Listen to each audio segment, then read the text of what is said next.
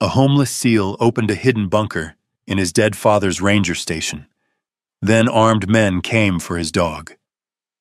Freezing rain hammered the windshield of Mason Reed's dying pickup truck outside a Montana truck stop the night the letter arrived. At 24, the former Navy SEAL had nothing left except Ghost, the scarred military K-9 who refused to abandon him after war destroyed everything else. But deep in the Idaho mountains, an old ranger station waited in silence, along with a secret powerful men were willing to kill for. Comment 1 if you'd protect your dog no matter what, or 0 if you think Mason should have walked away, and tell me where you're watching from. I remember the sound first. Not the rain, not the trucks growling through the darkness on Interstate 90, not even Ghost breathing beside me in the cab. I remember the sound of my own heartbeat waking me from another nightmare. Fast, violent, trapped. For 1 second I thought I was back in Syria. Smoke, gunfire, a little girl screaming behind a concrete wall. Then the cold found me again. Montana cold. April rain hammering the rusted roof of my pickup like handfuls of nails. I opened my eyes slowly. The windshield was fogged white from our breath. Water leaked through a crack near the passenger side visor and dripped steadily into an empty coffee cup balanced on the dashboard. Outside, truck stoplights glowed pale yellow through the storm, turning the wet pavement into pools of smeared gold. Ghost lifted his head from the torn blanket between the seats. The old German shepherd looked at me without moving. Waiting. Always waiting. "You're good," I muttered. My voice sounded rough from sleep and too many nights spent talking to nobody. Ghost lowered his head again, but his ears stayed alert. That dog never really slept anymore. Neither did I. I rubbed both hands over my face and stared through the windshield at the line of semis parked beside the fuel pumps. Diesel smoke drifted through the rain. Somewhere out there, a country song crackled faintly from a truck radio before vanishing beneath the storm. 3 months earlier, I had been sleeping in military barracks. Now I was 24 years old, homeless, broke, and living out of a pickup that smelled like wet dog, gun oil, and old coffee. Funny how fast a life could collapse. I reached for the plastic grocery bag hanging from the gear shift and checked what was left. Half a loaf of bread, 2 protein bars, 1 can of beef stew, $38 and some change. Ghost watched me quietly while I counted it. He always watched me when I counted money, like he understood. Maybe he did. Combat dogs learned people better than people learned themselves. I scratched the scar behind his left ear. "You hungry?" His tail thumped once against the seat. I split the last protein bar in half and handed him the bigger piece. Outside, thunder rolled low across the mountains. The storm had settled over western Montana 3 days earlier and never really left. Everything smelled wet now. Wet asphalt, wet pine trees, wet clothes that never fully dried. Even the sky looked exhausted. I opened the truck door and cold rain slapped me across the face instantly. The truck stop sat 30 miles outside Missoula near the edge of the mountains, surrounded by dark pines and muddy fields still carrying patches of dirty snow. The neon sign above the diner buzzed weakly through the rain. Mabel's Truck Haven. Half the letters flickered. Kind of fitting. I pulled my hood up and crossed the parking lot toward the restroom building while Ghost trotted beside me. His paws splashed through shallow puddles, claws clicking softly whenever we crossed concrete. People stared at him. They always did. Partly because he was big, mostly because of the scars. A long white mark cut across his muzzle. Another appeared beneath the fur near his ribs where shrapnel had torn into him outside Raqqa. His left ear had a notch missing from an explosion that killed 2 Marines 20 feet away from us. Ghost noticed people watching, but he ignored them. Military dogs learn discipline better than most soldiers. Inside the restroom, fluorescent lights hummed overhead. I splashed cold water across my face and stared at the mirror. I barely recognized myself anymore. My hair had grown too long. Dark circles sat beneath my eyes like bruises. The beard made me look older than 24. Tired older. The kind of tired that sleep never fixed. For a second, the mirror shifted. Not really. Just my head. But suddenly the reflection became another face. Blood on concrete. A terrified civilian woman screaming while smoke swallowed the alley behind her. My chest tightened instantly. I gripped the sink hard. Not here. Not now. Breathe. Ghost stepped closer immediately. One nudge against my leg. Solid. Grounding. Real. I focused on the weight of his body beside mine until the panic loosened enough for air to come back into my lungs. "That's it," I whispered. His amber eyes never left mine. A trucker entering the restroom stopped when he saw us. "You okay, buddy?" "Yeah." The lie came automatically. The trucker nodded uncertainly and moved on. Everybody asks. Nobody wants the real answer. I stepped back outside into the rain. The storm had gotten worse. Wind bent the pine trees along the highway, while freezing rain rattled against the parked trucks. Ghost suddenly stopped walking and looked toward the road. A county sheriff's SUV rolled slowly into the truck stop lot. I felt my stomach tighten immediately. Experience. When you're homeless, police cars usually mean trouble. The SUV parked beside my truck. Ghost stood quietly beside me, alert but controlled. The sheriff climbing out looked about 60, thick gray mustache, heavy shoulders stuffed into a rain jacket. He glanced at Ghost first, then at me. "You Mason Reed?" I nodded slowly. "Depends who's asking." He gave a tired half smile. "Sheriff Donnelly, Missoula County." He pulled a large envelope from beneath his jacket to keep it dry. "Been trying to track you down for 2 weeks." I stared at the envelope. Cream-colored. Official. My full name typed neatly across the front. Mason Daniel Reed. Nobody used my middle name anymore. Something about seeing it there unsettled me. "You got family in Idaho?" the sheriff asked. "No." "You sure?" "Pretty sure I'd know." He handed me the envelope anyway.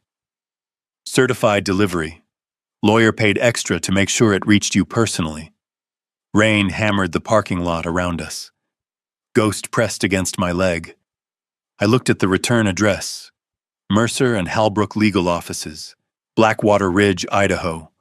Never heard of it. "Probably some mistake," I said. "Maybe." The sheriff studied me for another second. Then his eyes shifted toward Ghost. "Beautiful dog. Retired military." "Thought so." The old sheriff crouched slightly and let Ghost sniff his hand. Ghost allowed it.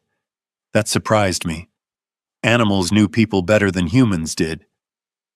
The sheriff stood again. "Well," he said quietly, "whatever's in that envelope, somebody spent a lot of time looking for you." Then he tipped his hat and walked back through the rain toward his SUV. I stood there watching the taillights disappear into the storm. The envelope felt strangely heavy in my hands, like opening it might change something I wasn't ready to change. Ghost nudged my elbow. I looked down at him. "You think it's bad news?" His ears twitched. Helpful, as always. Back inside the truck, rain drummed against the roof while I tore the envelope open carefully. Several documents slid into my lap. Legal forms. Property transfer paperwork. a typed letter on thick white paper. I started reading. Dear Mr. Reed, you are hereby notified that upon the passing of Evelyn Grace Mercer on February 11th, 2026, you have been named sole beneficiary to the Mercer Ranger Station property located in Bitterroot Valley, near Blackwater Ridge, Idaho.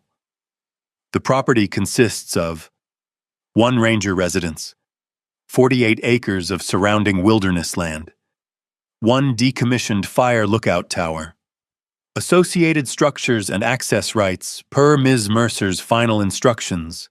The property transfer is contingent upon your personal arrival within 30 days of receipt of this notice. Failure to appear may result in forfeiture of inheritance rights. I frowned. I had never heard the name Evelyn Mercer in my life. The rain outside seemed louder now. I kept reading.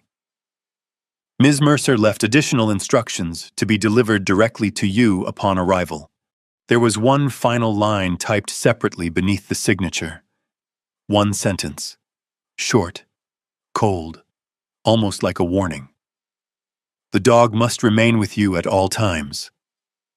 I read it twice, then a third time. Beside me, Ghost lifted his head slowly, and for the first time in months, I felt something stronger than exhaustion. Curiosity. Outside, thunder rolled through the Montana mountains while freezing rain swept across the truck stop windows. And somewhere far south beyond those dark highways and pine-covered ridges, an old ranger station waited for a man and a dog who had nowhere left to go. I looked at Ghost. You ever heard of Evelyn Mercer? He stared back at me silently. Then, very slowly, the old war dog rested his head on my knee, like he already knew the answer. I didn't sleep much after that. The rain kept hammering the truck through the rest of the night, while Ghost stayed awake in the passenger seat, watching the highway through the fogged glass. Every couple hours, headlights swept across the cab, flashing silver through the darkness before disappearing back into the storm. I read the letter 4 more times before dawn. 48 acres, a ranger station, a woman named Evelyn Mercer, and one sentence that kept crawling through my head like a splinter. The dog must remain with you at all times. Not requested, not suggested, required. By morning, the rain had turned into wet snow drifting sideways across the truck stop lot. The mountains beyond the interstate were hidden behind thick gray clouds, but I could feel them out there. Huge, silent, waiting.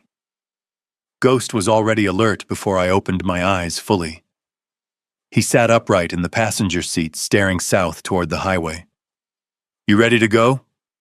His tail thumped once against the torn upholstery. That was answer enough. I spent the last of my truck's stop money on bad coffee, 2 breakfast sandwiches, and a full tank of gas that barely climbed above half. The cashier, a woman maybe my mother's age with tired eyes and nicotine-stained fingers, watched Ghost carefully while I paid. Military dog? She asked quietly. Yeah. He looks smart. He's smarter than me. That got the faintest smile out of her. When I turned toward the door, she stopped me. You heading into the mountains? Idaho. Storm's getting worse up there. I nodded. Everything was getting worse somewhere. Outside, Ghost jumped into the truck, while snow hissed against the windshield. The engine coughed twice before finally turning over with a sound like old bones grinding together. I sat there for a moment, gripping the steering wheel. I could still leave. I could throw the letter away, drive south, find another truck stop, another parking lot. Another week pretending I still had a plan. But deep down, I already knew I was going, because hopeless men will follow even the smallest possibility of being wanted somewhere, even into the mountains. The interstate carried us west through dark forests and frozen valleys, where rivers moved beneath sheets of cracked ice. Snow gathered along the shoulders of the highway, in dirty gray piles while logging trucks thundered past, spraying slush across my windshield. Ghost never relaxed. Usually he slept during long drives, stretched across the bench seat with one eye half open, like every combat dog I'd ever worked beside. Not today. Today he watched the road constantly, especially whenever we passed old Forest Service roads disappearing into the trees. Twice he growled low in his throat at empty stretches of pine forest. "You seeing ghosts now too?" I muttered. His ears stayed pinned forward. The farther south we drove, the more the world changed. Missoula disappeared behind us. Then the chain stores vanished. Then gas stations became fewer and farther apart. The mountains rose higher on both sides of the highway, dark blue beneath storm clouds heavy enough to crush the sky. By late afternoon, my phone had no signal. That should have bothered me. Instead, it felt strangely peaceful, like the world was slowly losing track of me. The snowstorm worsened near the Idaho border. Wind shoved the truck sideways across patches of black ice while tall pines bent and groaned above the road. The heater barely worked anymore. Cold air leaked through the doors no matter how high I turned the fan. Ghost climbed into the space beside me and leaned his weight against my leg, grounding me, always grounding me. I reached down and rubbed his neck absently while mile after mile of wilderness rolled past outside. Then the memories started again. Not full flashbacks, worse. Fragments. A little boy covered in concrete dust, radio chatter screaming through static. The smell of burned wiring, blood spreading beneath a doorway. I tightened my grip on the wheel. Breathe. Focus. Road. Trees. Snow. Ghost lifted his head instantly. He sensed it before I said anything. Combat dogs always know. His nose nudged my arm once. Solid. Real. Here. Not Syria. Not the alley. Not the fire. The panic loosened slowly. I exhaled hard. "You're earning your keep today." His tail brushed the seat once. By sunset, we reached a narrow two-lane road, cutting deeper into the Bitterroot wilderness. A rusted wooden sign leaned crooked beside the turnoff. Blackwater Ridge, 18 miles. The letters were faded nearly white from weather. The road beyond it disappeared into snow-covered forest. I hesitated. Ghost stared straight ahead, waiting. I turned onto the road. The truck's tires crunched through packed snow while darkness settled over the mountains around us. No streetlights. No houses. Just endless trees and occasional glimpses of steep cliffs dropping into black valleys below. The isolation hit me physically, like crossing an invisible line between the world I knew and someplace older, someplace quieter. Snow drifted through the headlights in silver waves. The road twisted upward for miles. Then suddenly, the trees opened, and I saw the town. Blackwater Ridge. Tiny. A handful of buildings tucked beneath towering mountains beside a frozen river. Warm yellow lights glowed in cabin windows while smoke curled from chimneys into the storm-dark sky. Population maybe 200, maybe less. It looked less like a town and more like something trying hard not to disappear. Ghost sat upright immediately. Alert. Focused. The farther we rolled into town, the stranger people looked at us. An old man fueling his truck stopped pumping gas entirely. Two women outside a feed store turned silently to watch us pass. A teenager shoveling snow outside a motel froze with both hands on the shovel handle. Nobody waved. Nobody smiled. It wasn't hostility exactly, more like recognition. That unsettled me worse. I spotted a diner near the center of town, its windows glowing gold against the storm. Mabel's place. Not the same Mabel, thankfully. I parked outside beneath a sagging neon sign while snow gathered on the hood immediately. You hungry? Ghost's ears perked. Thought so. The warmth hit us hard when we stepped inside.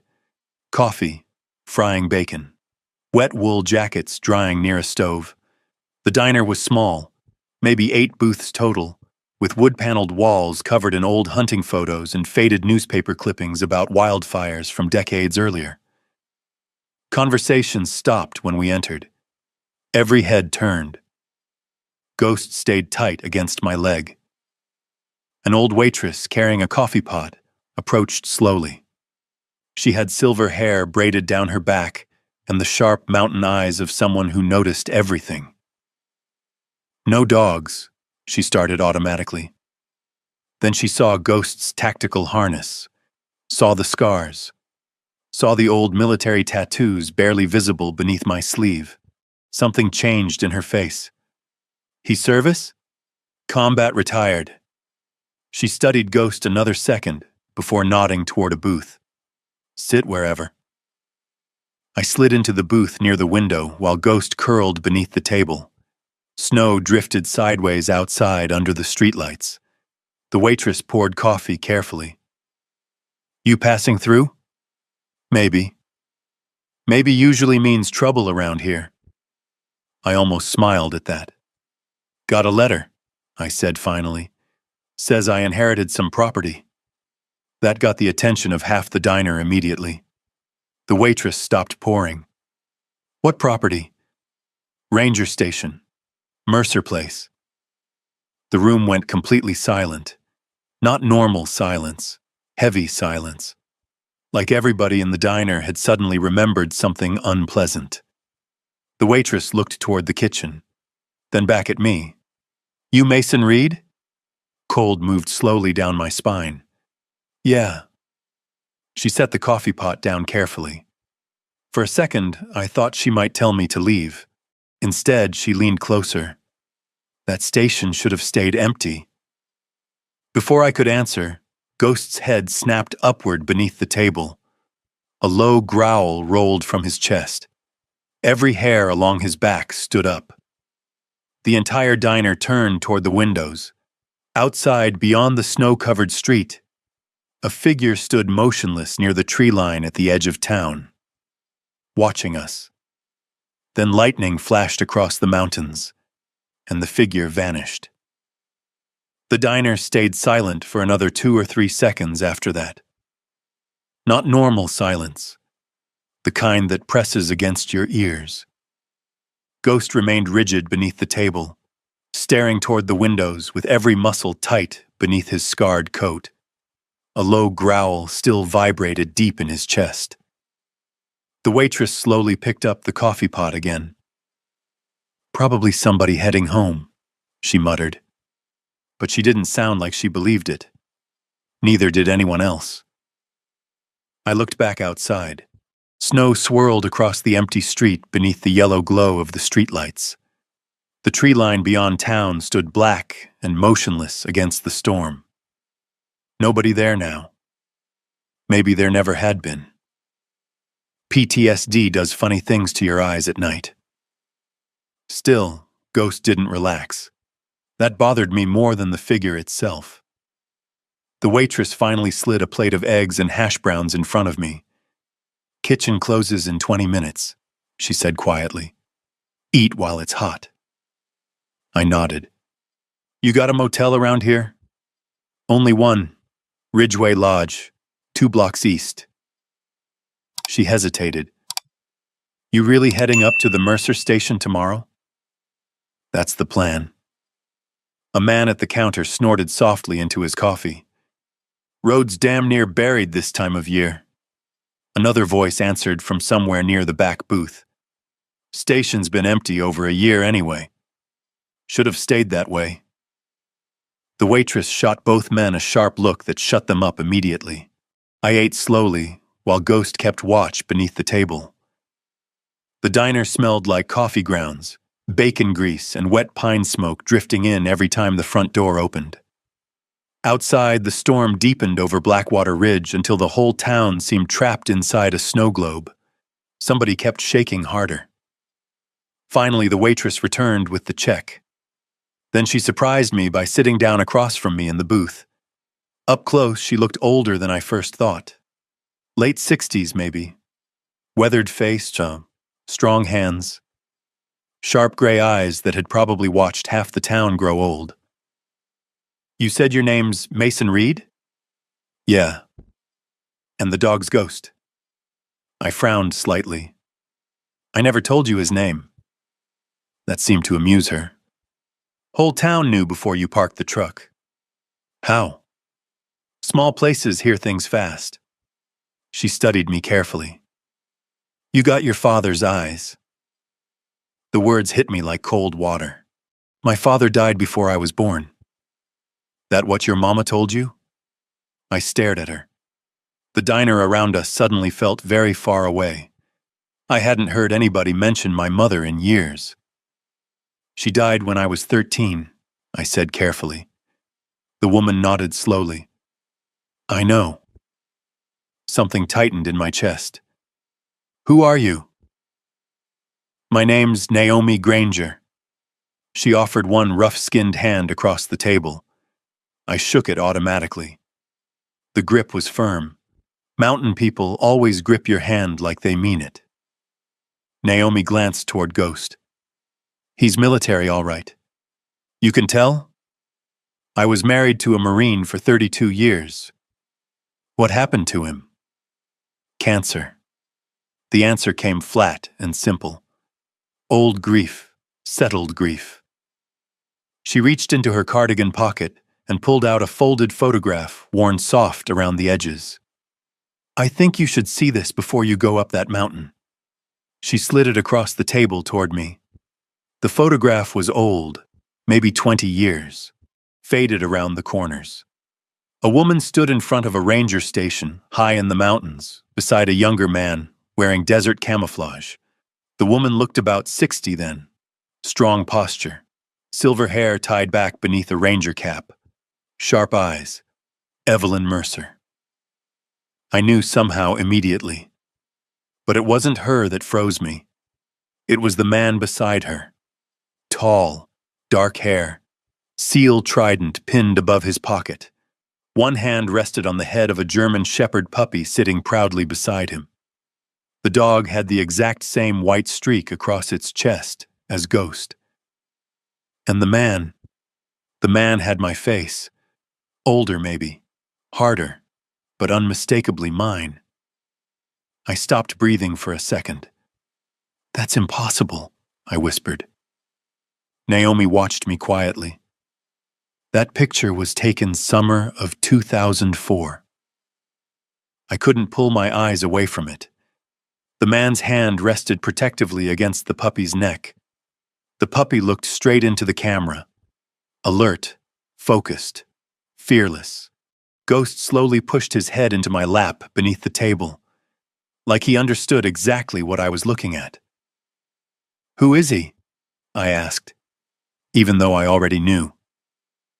Naomi's voice softened. Daniel Reed. The diner disappeared around me. The storm disappeared. Everything narrowed down to the photograph in my hands. My father.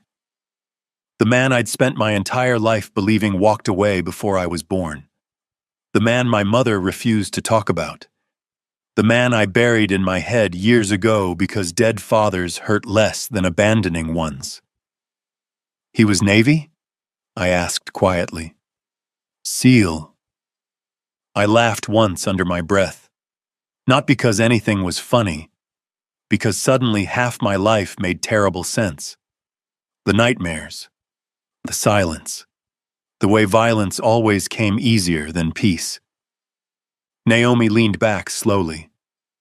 Your father came through Blackwater Ridge off and on for years. He knew Evelyn Mercer? Knew her? Naomi almost smiled. Honey, Evelyn practically raised him. I looked up sharply. What? She was his aunt. That hit me even harder. I had family. Real family. Not foster homes, not caseworkers. Not temporary strangers pretending to care for a monthly check. Actual blood. And somehow I never knew any of it.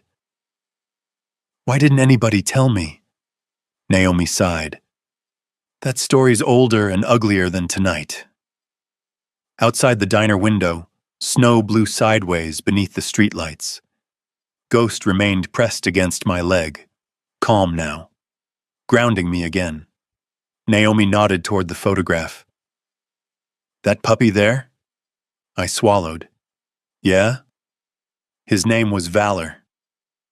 Ghost's ears twitched immediately beneath the table. Valor was your father's combat dog. Best tracking dog this valley ever saw. I looked down slowly at Ghost. The old shepherd lifted his eyes toward mine. Same amber color as the puppy in the picture. Same white chest streak. Same intelligent stillness. The bloodline, Naomi said softly. Military breeding program out of Virginia.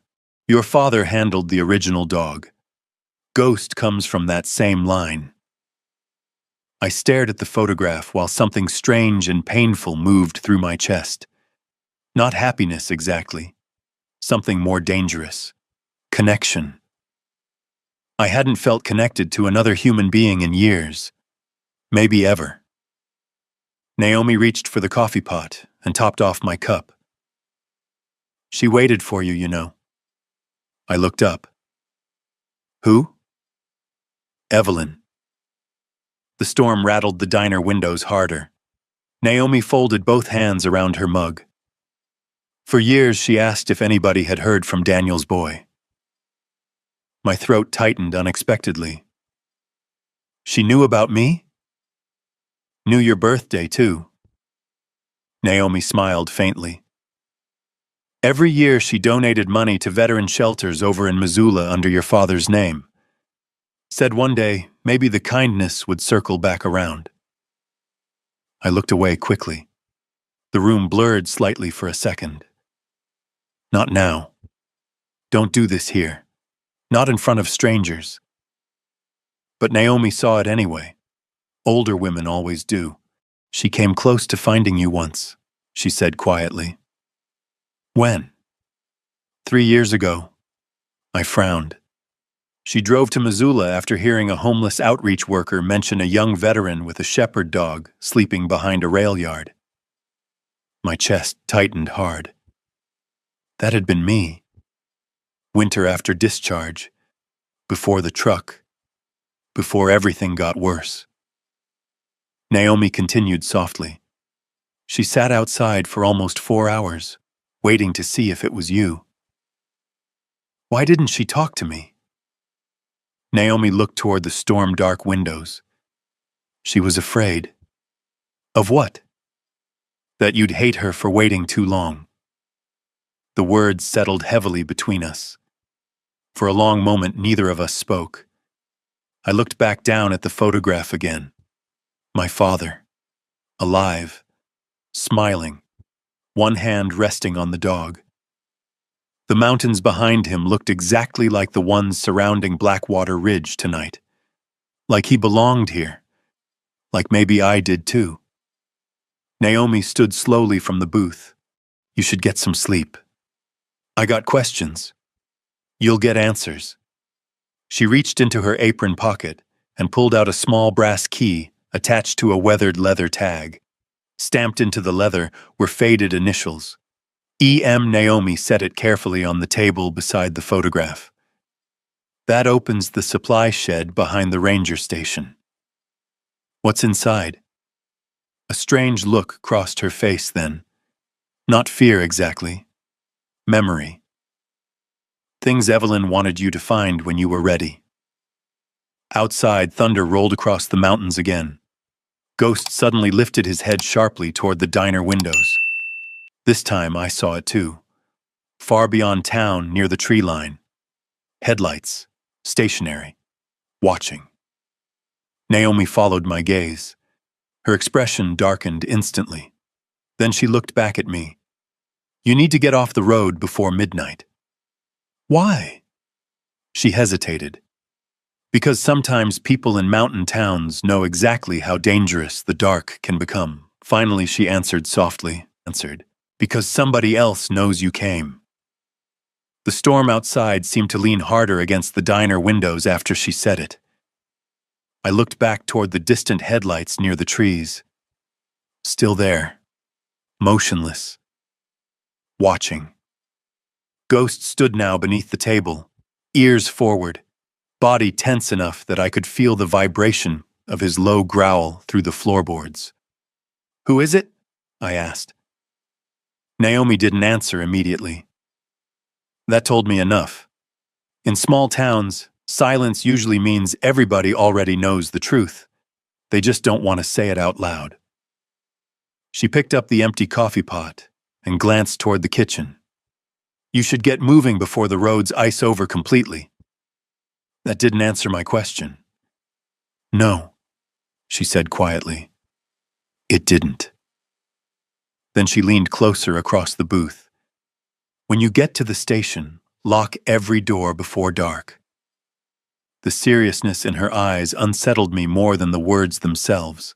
I slipped the photograph and brass key carefully into my jacket pocket. "Road to the station? Take Mercer Pass north out of town, 12 miles paved. After that, dirt logging road another 6. In this storm?" Naomi almost smiled. "Evelyn used to walk it in worse." She straightened and added one last thing before turning away. "And Mason?" "Yeah?" "She waited a very long time for you to come home." Then she disappeared back behind the counter. I sat there another minute listening to the storm and trying to understand why the word home suddenly hurt so much. Ghost nudged my leg impatiently. He wanted out. I tossed cash onto the table and stood. The entire diner watched us leave. Outside, the cold hit like a slap. Snow whipped sideways across the empty street while the mountains loomed black beyond town. The headlights near the tree line vanished the moment we stepped outside. Either whoever it was had left, or they didn't want to be seen anymore. Ghost scanned the darkness carefully before jumping into the truck. I followed. The engine protested hard before finally turning over. For 1 second, I considered getting a motel room and waiting until morning. But the truth was, I didn't want to stay in town. Too many eyes, too many questions, too much history I didn't understand yet. So I pointed the truck north. The road climbed immediately. Snow covered the asphalt in uneven white ribbons, while the forest closed around us thicker with every mile. Blackwater Ridge disappeared behind the storm until only darkness remained in the mirrors. The higher we climbed, the quieter the world became. No headlights, no houses, no signal on my phone.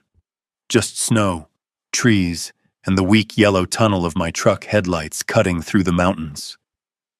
Ghost stayed awake beside me. Every few minutes he looked toward the woods, listening, watching. The road narrowed after Mercer Pass. Pavement became packed dirt and ice. The truck fish-tailed twice before I slowed nearly to a crawl. Tall pines crowded both sides of the logging road, their branches heavy with snow that glittered silver whenever lightning flashed above the mountains. Then the nightmares started creeping in again. Not fully awake, not fully memory. The dangerous middle place. A burst of static from the old truck radio suddenly became gunfire in my head. Snow blowing across the windshield became smoke rolling through shattered streets overseas. My hands tightened hard on the wheel. Breathe. Focus. Trees. Road. Cold air. Ghost pressed against my side instantly. Solid. Real here. I exhaled slowly. "You're not letting me fall apart tonight, huh?" His ears twitched. Rain turned back to snow as we climbed higher. Then finally the road ended. A rusted Forest Service gate leaned open beneath drifting snow. Beyond it stretched a narrow trail barely visible beneath the storm. A weathered wooden sign stood crooked beside the entrance. Mercer Ranger Station, 2 miles. The paint had nearly faded away. I parked the truck. Silence swallowed everything the moment the engine died. Real wilderness silence. No highway noise, no town. Just wind moving through endless pine trees somewhere in the dark.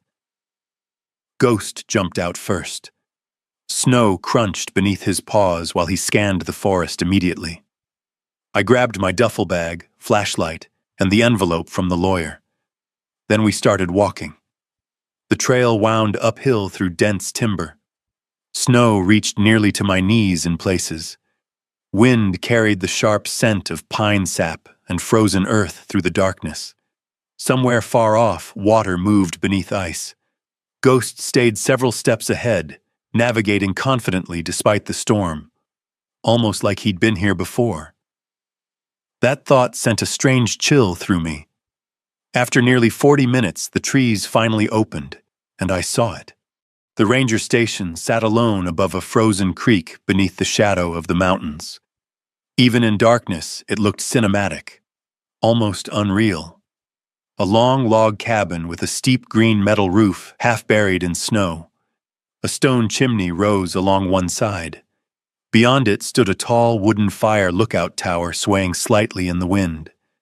Further back near the trees sat an old radio shack, collapsed equipment barn, weather station poles bent beneath ice stacks of firewood, covered by tarps. A single porch light glowed warmly beside the cabin door. I stopped walking. The place should have looked abandoned. Instead, it looked waiting. Ghost moved ahead slowly toward the porch. Then something strange happened. The old war dog whimpered. Not fear. Recognition.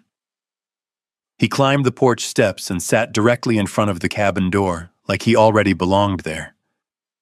Snow drifted silently across the clearing while I approached behind him. The brass key Naomi gave me fit perfectly. The lock clicked. Warm air did not greet us when I opened the door.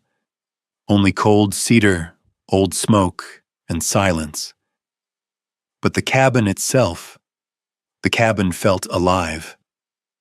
Moonlight filtered through frost-covered windows onto rough wooden floors polished smooth by decades of footsteps. Shelves lined the walls packed with books, maps, lanterns, and old Forest Service records. A heavy cast-iron stove stood near the center of the room beside neatly stacked firewood. Nothing looked abandoned. A wool blanket still rested over the rocking chair near the fireplace. A mug sat on the kitchen table beside a closed journal. A pair of reading glasses lay folded carefully beside it, like somebody had simply stepped outside for a minute. Ghost entered slowly. He sniffed once, then twice, then began moving through the cabin room by room with focused intensity. I dropped my duffel near the door and walked deeper inside. The place was bigger than I expected. A narrow hallway led toward a tiny bedroom supply room. Old communications office staircase climbing toward the loft. The walls carried framed black and white photographs. Forest fires, rescue crews, mountains, snowstorms, young rangers standing beside helicopters, and Evelyn Mercer. Always Evelyn somewhere in the pictures. Older, younger, laughing beside campfires, standing atop the lookout tower, holding radios, holding maps, holding dogs. One photograph stopped me cold. Evelyn stood beside my father on the cabin porch, and between them sat a full-grown German shepherd, identical to Ghost. Same chest marking, same scar beneath the eye. My stomach tightened. Ghost suddenly barked sharply from the main room. I turned. The dog stood frozen beside the massive stone fireplace. Every hair along his spine stood raised. He scratched once at the lower stones. Then again. Slow. Intentional. I walked toward him carefully. "What is it?" Ghost whined softly, without taking his eyes off the hearth. The stones looked ordinary enough. Old river rock fitted together decades earlier. But one section near the bottom left side appeared slightly different. Newer mortar, cleaner edges, recently repaired maybe. Ghost scratched again harder this time, then suddenly stopped. His head snapped toward the windows. Outside, the storm had gone strangely quiet. Too quiet. Combat quiet. The kind of silence that usually comes right before something breaks. Then Ghost growled. Deep. Dangerous. I moved toward the front window carefully and wiped frost from the glass with my sleeve. At first I saw only snow drifting across the clearing. Then lightning flashed far above the mountains. And for half a second, I saw footprints. Fresh footprints crossing the snow behind the cabin. Not mine. Not old. Someone had been here recently. Very recently. And just beyond the tree line, something moved. Ghost exploded into motion before I could focus my eyes on it. The German shepherd lunged toward the front door with a bark so deep and violent it rattled the windows. I grabbed his harness instinctively as he strained against me, claws scraping across the wooden floor. Easy! Outside, snow whipped across the clearing hard enough to erase details almost instantly. Another flash of lightning lit the forest. Nothing there now. Only dark pines swaying in the wind. Ghost kept growling. Low. Relentless. The same sound he used overseas seconds before spotting hidden fighters buried in rubble. Every instinct in my body woke up at once. I shut off the cabin light immediately. Darkness swallowed the room except for pale moonlight leaking through the storm clouds. Ghost stood motionless beside the window listening. I listened too. At first there was only wind. Then, crunch, snow. Somewhere outside near the barn. Not an animal. Too heavy. I moved automatically. Years of SEAL training taking over before fear could settle in. My hand went to the pistol buried inside my duffel bag near the door. I hated carrying it now. Since Syria, guns felt less like protection and more like unfinished memories. But out here in the mountains, I pulled it free carefully. Ghost glanced at me once. Ready. Together we moved through the dark cabin toward the side window overlooking the collapsed barn. Another sound. Metal shifting softly. Then silence again. I cracked the window slightly. Cold air flooded inside, carrying the scent of snow and pine and something else underneath. Cigarette smoke.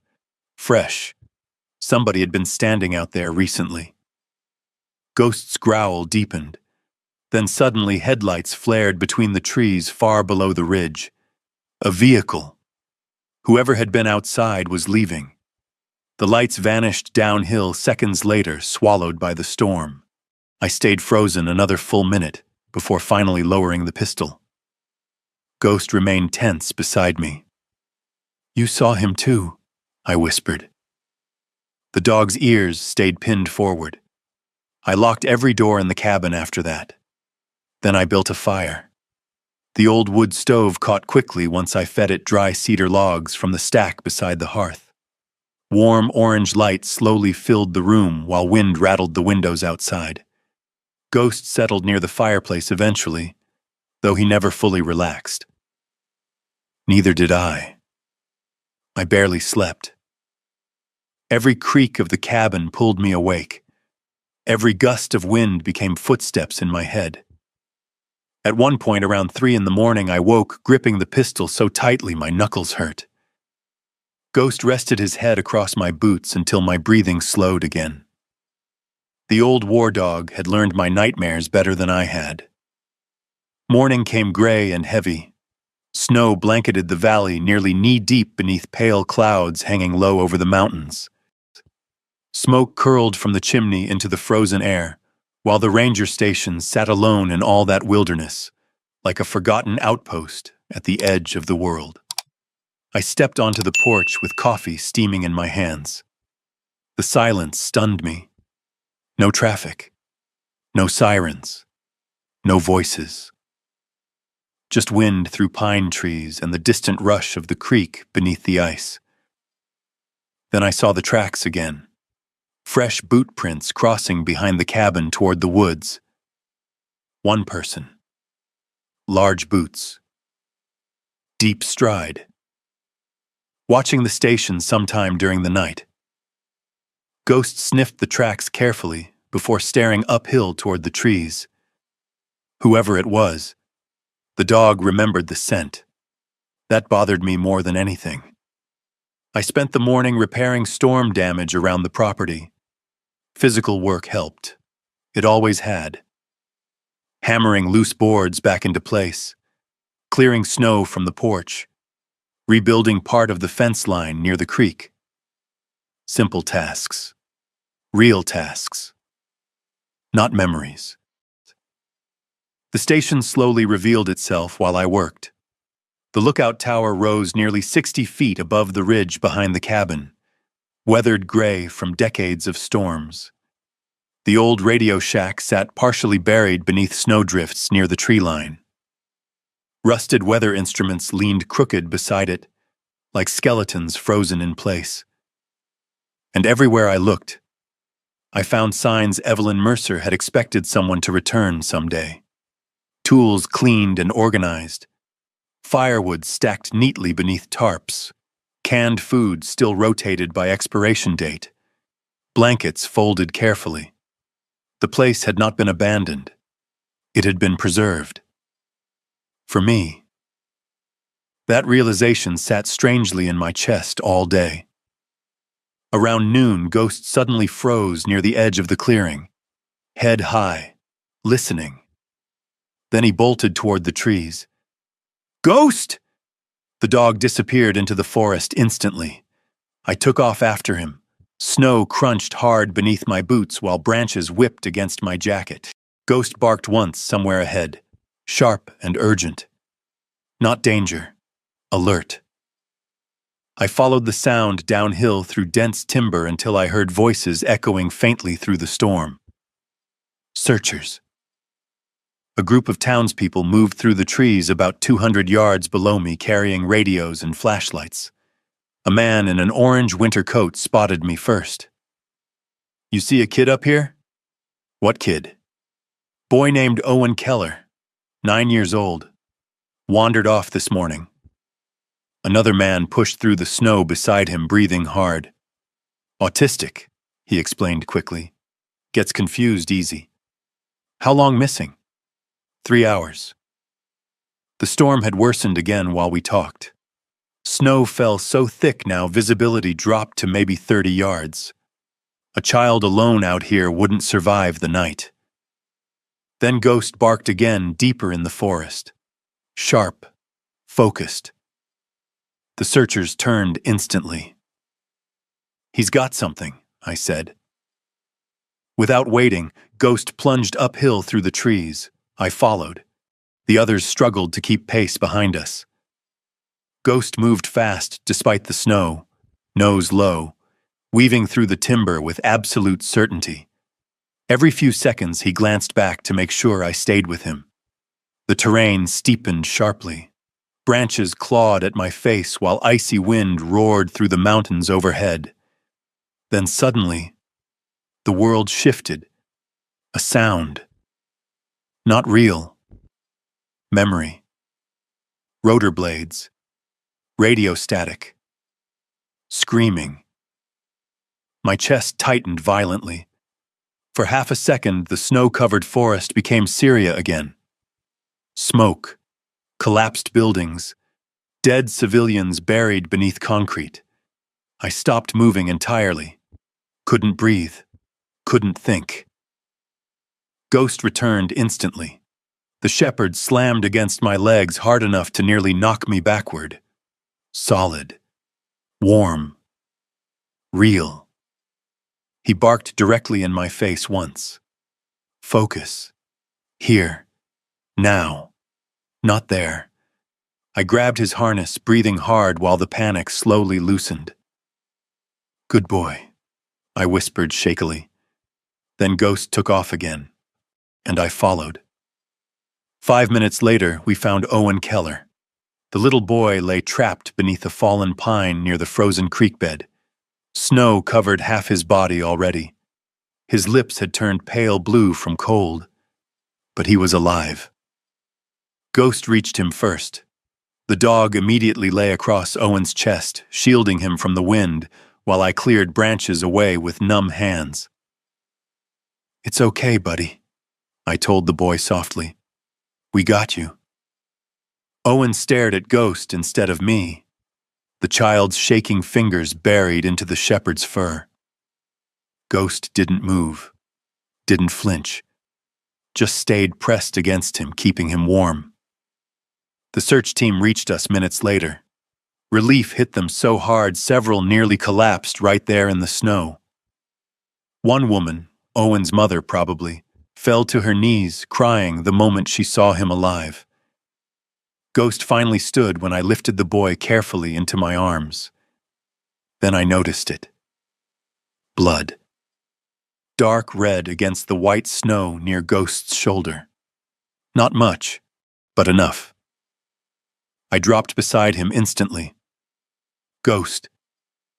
The dog remained standing, but his breathing had changed slightly. Pain. I checked his fur carefully until I found the cut along his side hidden beneath the harness. Fresh, clean, knife wound. Not from branches, not from the storm. Someone had cut my dog. The realization hit cold and immediate. Ghost looked back toward the trees behind us, toward the deeper wilderness beyond the creek, and for the first time since arriving in Blackwater Ridge, I understood something terrible. We weren't alone up here. Somebody else had been watching the mountain long before I arrived.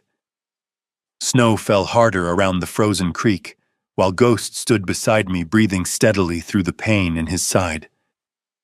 Blood darkened the fur beneath his harness in a thin line no wider than my finger, but it was enough. A knife. Somebody got close enough to stab a military dog and walk away alive. That didn't happen by accident. Owen's mother wrapped her son tightly against her chest, while the rest of the search party gathered around us beneath the trees. Their relief slowly shifted into confusion once they noticed the blood on Ghost. One of the men crouched beside the dog. What happened to him? I don't know yet. Ghost's eyes never left the forest uphill behind us, the same direction he'd been staring since the rescue, like he could still smell whoever had been there. A tall man in a sheriff's winter jacket pushed through the trees toward us, carrying a radio clipped to his shoulder. Late 40s, maybe. Broad frame, dark beard turning gray at the edges. Sheriff Elias Ward. I recognized him immediately from the badge. His eyes moved quickly. The rescued boy, the storm, Ghost's wound, then finally me. You read? Yeah. Sheriff Ward. We shook hands briefly. Firm grip, professional eyes, the kind of man who noticed more than he said. Ward crouched beside Ghost carefully. Mind if I look? Ghost allowed it after glancing at me. The sheriff pulled the fur gently apart around the cut. That's clean steel, he muttered. Not barbed wire, not tree branches. I know. Ward stood slowly. Snow gathered across the shoulders of his jacket while he looked uphill toward the dense timber. You see anybody? No. But Ghost did. The sheriff nodded once, like that answer meant something to him. Then he surprised me. Your dog just saved that kid's life. I looked toward Owen. The boy sat wrapped inside his mother's coat now, but his eyes never left Ghost.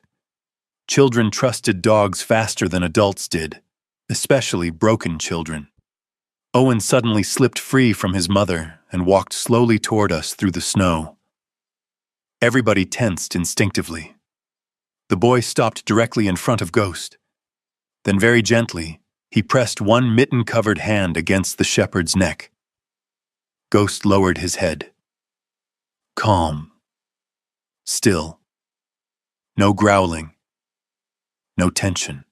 Owen looked up at me quietly. He found me before the dark came. Something about the way he said it tightened my chest unexpectedly. Like Ghost hadn't simply rescued him. Like the dog had arrived exactly when the boy believed nobody would. Ward cleared his throat softly. Let's get everybody home. The hike back down the mountain felt different. The townspeople no longer looked at me like an outsider passing through. Now they looked at me carefully, curiously. Like maybe they were trying to decide if Evelyn Mercer had known something about me they didn't. Ghost walked beside me despite the wound, refusing help. Military dogs hated weakness almost as much as soldiers did. By the time we reached Blackwater Ridge, dusk had settled heavily over town. Warm lights glowed through cabin windows while smoke curled from chimneys into the cold evening air. People stood outside watching as we came in. Word had traveled already. Small towns spread stories faster than radio waves. Sheriff Ward walked beside me toward the clinic near Main Street. You staying at the ranger station tonight? That's the plan? Ward nodded thoughtfully. You see vehicles up there before today? Headlights near the tree line last night. Footprints this morning. The sheriff's expression hardened slightly. You tell anybody besides Naomi you inherited the station? The whole diner heard it. That'd do it. I looked at him sharply. You know who's been up there? Ward didn't answer immediately. Instead, he pushed open the clinic door and motioned us inside. Warm air smelled faintly of antiseptic and wood smoke. A woman in blue scrubs looked up from the front desk. Then her face softened instantly when she saw Ghost. Oh, honey. Within minutes, the dog lay calmly on a blanket beneath bright overhead lights, while the veterinarian stitched the cut along his ribs. Ghost never made a sound. The vet shook her head quietly while working. Most dogs would have torn my arm off by now. He's stubborn. He's military, she corrected gently. Like that explained everything. Maybe it did. Sheriff Ward leaned against the wall near the window, watching snow drift across Main Street outside. Finally, he spoke. You ever hear the name Russ Vance? No. You will. The sheriff folded both arms. Vance owns mining interests south of the valley. Been trying to buy Mercer land for years. Why? Lithium mostly. Survey teams found deposits up in these mountains about a decade back. I frowned. And Evelyn wouldn't sell? Ward almost smiled. Evelyn Mercer once chased 3 federal agents off her property with a shotgun because they cut down protected cedar without permission. I stared at him. You serious? Dead serious. The image almost made me laugh. Almost. Ward continued quietly. After she died, Vance assumed the property would get tied up in probate. Probably figured the land would eventually hit the market cheap. But instead it went to me. Exactly. Snow rattled softly against the clinic windows. The sheriff lowered his voice. Problem is, men like Russ Vance don't handle disappointment well. The veterinarian finished wrapping Ghost's side carefully. No running for a few days, she said firmly. Ghost immediately stood up. We both ignored her together. Outside, night settled fully over Blackwater Ridge. The storm had eased slightly now, leaving the town buried beneath fresh snow glowing silver beneath the streetlights. Ghost walked close against my leg as we headed toward the truck. Then suddenly he stopped, completely still, his ears locked forward toward the far end of Main Street. A black SUV sat idling near the gas station, engine running, dark-tinted windows, watching us. Sheriff Ward noticed too. "Stay here." The sheriff crossed the street slowly through the snow toward the SUV. The vehicle pulled away immediately. Not fast, not panicked, confident, like it knew nobody would stop it. Ward watched the taillights disappear toward the highway before returning. "That him?" "Probably. You got enough evidence to arrest him for stalking?" The sheriff gave me a tired look. "Mountain towns don't work like television." That answer told me everything. Ghost suddenly growled low again. This time not toward the highway, toward the sheriff. Ward noticed immediately. His eyes narrowed slightly. "Easy, boy." But Ghost didn't relax. Interesting. The sheriff noticed that too. For one awkward second, nobody spoke. Then Ward looked at me carefully. "Your dog trust people?" "Usually." The sheriff nodded once, slowly. "Then maybe I should start worrying." Before I could ask what he meant, headlights swept across the street behind us. A heavy black pickup rolled into town pulling a long silver trailer. The vehicle stopped directly in front of the general store. Driver's side door opened. The man climbing out looked exactly like Trouble. Tall, expensive coat, gray hair slicked neatly back despite the storm, perfect leather gloves. The kind of smile rich men wear when they think the world already belongs to them. Russ Vance. Even before Sheriff Ward spoke the name, I knew. Vance looked directly at me across the snow-covered street, then at Ghost. The smile faded slightly. Interesting again. He crossed toward us calmly. "Mr. Reed," he said smoothly, "welcome to Blackwater Ridge." His voice carried expensive city confidence that didn't belong in the mountains. I didn't offer my hand. Vance didn't seem offended. Instead, he glanced toward the dark ridge above town, where the ranger station sat hidden somewhere beneath the storm. "Beautiful property up there," he said casually. "Shame about the access roads." I stayed quiet. Men like him usually talked too much if you let silence breathe long enough. Sure enough. "I understand you inherited the Mercer station unexpectedly." "Seems that way." Vance nodded sympathetically. "That kind of responsibility can become overwhelming fast." Ghost stepped slightly in front of me. Low growl, barely audible. Vance noticed. His eyes sharpened instantly. "You know," he said softly, "I had a military dog once." That surprised me enough to break silence. "Yeah?" "Retired explosives shepherd. Mean animal." Vance smiled faintly. "Bit one of my handlers before we finally put him down." Ghost's growl deepened. Every instinct in my body tightened. There was something deeply wrong beneath the calmness in Vance's voice. Something practiced, predatory. He reached into his coat slowly and pulled out a business card. "I'd like to make you an offer for the Mercer property." "I just got here." "All the more reason to avoid getting trapped in a place like this." He handed me the card. "Russ Vance, Vance Resource Group." Then he named the number. $25,000. Even Sheriff Ward looked surprised. "That's generous for a rundown ranger station," I said carefully. Vance smiled again. "Not generous, practical." Snow drifted softly between us. Then Vance's expression changed almost imperceptibly. The friendliness disappeared. Not completely, just enough. "You're a young man, Mr. Reed. Young men sometimes mistake mountains for peace." His eyes moved toward Ghost. "But peace doesn't usually survive up here very long." Then he turned calmly and walked back toward his truck. The entire town watched him leave in silence. Ghost's fur remained raised until the taillights disappeared down the highway.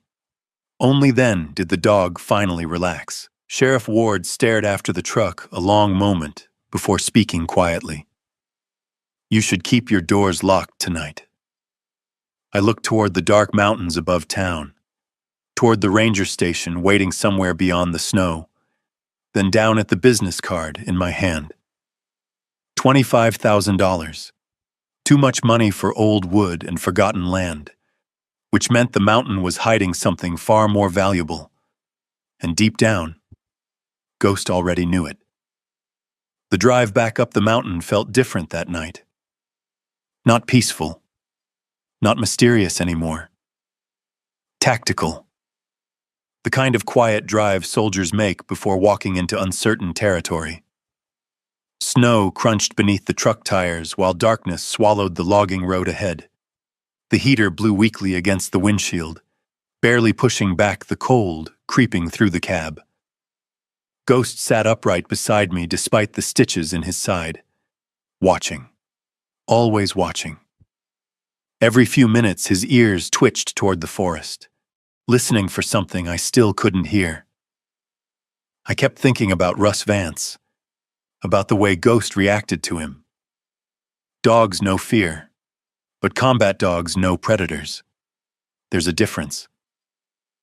The ranger station appeared suddenly through the trees around midnight, porch light glowing pale gold against the storm-dark clearing. For one strange second, seeing it there waiting for us stirred something unfamiliar inside me. Relief. Not because the place was safe, because it was ours. I hadn't thought like that in years. Ghost jumped from the truck before I fully parked and immediately began circling the property despite the fresh stitches pulling against his ribs. "Take it easy," I muttered. The dog ignored me completely. Military dogs only retired on paper. Inside, the cabin felt warmer than before, more lived in somehow. I added cedar logs to the stove while wind rattled the windows softly beyond the walls. The fire cracked low and orange, filling the room with the scent of smoke and old pine. Ghost paced directly to the fireplace again. Scratch, scratch, scratch. Same exact stones, same exact spot. I watched him for a long moment. "You're not letting this go, huh?" The shepherd looked back at me sharply, then scratched harder. I sighed and grabbed the flashlight from my pack. The lower left section of the fireplace looked even stranger now beneath direct light. Most of the mortar between the river stones had darkened with age, except one section. Cleaner, newer, almost hidden unless you looked carefully. I crouched beside Ghost and ran my fingers along the stonework slowly. Cold, rough. Then, movement. One stone shifted slightly beneath my hand. Ghost's tail hit the floor hard once. There it is. I grabbed the poker beside the stove and wedged it carefully between the stones. The mortar cracked softly. Dust drifted down. Then the entire section gave way inward, with a deep metallic thunk hidden behind the stonework. Not a chimney cavity. Steel. Ghost stepped back immediately. Alert. Focused. I pulled harder. The disguised panel slid open just enough to reveal darkness beneath the fireplace. A hidden hatch. Cold air breathed upward from below, carrying the smell of rust, dust, and something older underneath. Electronics, maybe. Oil. My pulse quickened instantly. "What the hell were you hiding up here, Evelyn?" The hatch opened fully with a scream of old hinges. A narrow metal ladder disappeared downward into darkness beneath the cabin. Ghost growled softly. Not fear. Recognition again. I grabbed the flashlight and pistol automatically. Old instincts. Never enter blind spaces unarmed. The beam cut through darkness as I climbed down slowly. Metal walls, concrete floor, old wiring running overhead. The underground room stretched far larger than I expected beneath the ranger station. Not a basement. A bunker. A real one. My boots hit concrete. Dust swirled through the flashlight beam while Ghost climbed down behind me carefully despite his injury. Then the room emerged from darkness piece by piece. Radio equipment lined one wall. Massive Cold War-era communication consoles covered in switches, dials, and faded government labels. Metal shelves stacked with weatherproof cases. Rolled military maps. Recording equipment. Old surveillance photographs pinned beneath plastic sheets. My flashlight swept slowly across faded lettering painted onto the concrete wall. U.S. Naval Intelligence Remote, Signal Division, Station, Echo Ridge. I stopped breathing for a second. Naomi had called Evelyn a ranger. Sheriff Ward called her stubborn. But this was something entirely different. Ghost moved ahead through the room, sniffing rapidly now. Focused, purposeful. The deeper we walked, the stranger the bunker became. Photographs of mountain roads, handwritten notes, license plate numbers, radio frequencies, shipping manifests, and names. Dozens of names typed carefully onto reports. Some crossed out in red ink. Some circled. Some marked dead. A corkboard near the back wall carried maps connected by colored string like something from a federal investigation room.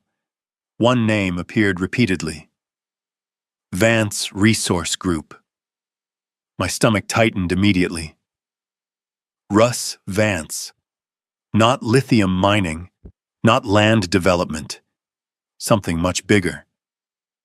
Ghost suddenly barked once near the far corner of the room. I turned sharply.